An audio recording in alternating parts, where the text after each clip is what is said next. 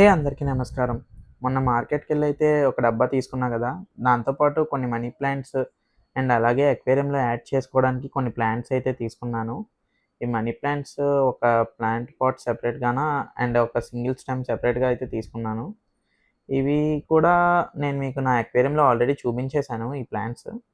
So, ఈ స్టెమ్‌ని ఏంటంటే నీట్‌గా కడుక్కొని రూట్స్ అన్నీ మట్టి లేనంత వరకు అలా ఒక 1 డే ఉంచా అనమాట. మట్టేమైనా ఉంటే పోతుందని. సరే తర్వాత నీట్‌గా అయిపోయాక తీసి పక్కన పెట్టుకున్నాను.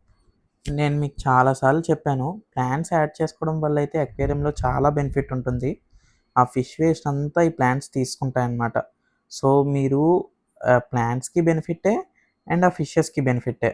So, it's a win win situation అన్నమాట.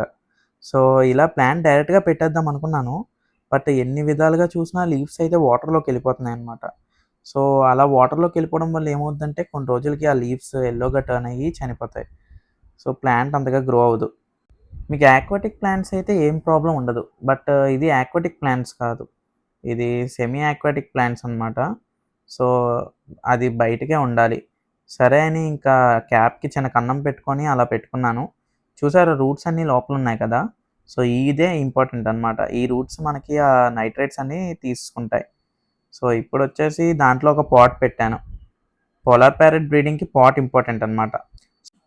పోలార్ ప్యారట్ బ్రీడింగ్‌లో మనకి బెస్ట్ బెనిఫిట్ ఏంటంటే, మాలీస్ లాగా, గప్పీస్ లాగా, ఫైటర్ ఫిష్ లాగా పోలార్ ప్యారట్స్ వాటి పిల్లల్ని తినేయవనమాట. ఒకవేళ పిల్లలు పెడితే పోలార్ ప్యారట్ పేరెంట్సే వాటిని ఫుల్‌గా కేర్ చేసుకోగలవనమాట. ఇందులో మేల్, ఫీమేల్ ఐడెంటిఫై చేయడం కష్టమని ప్రూవెన్ పేర్ తీసుకున్నా. ఎక్కడ తీసుకున్నానో నెక్స్ట్ వ్లాగ్‌లో చెప్తా. సరే అయితే బాయ్.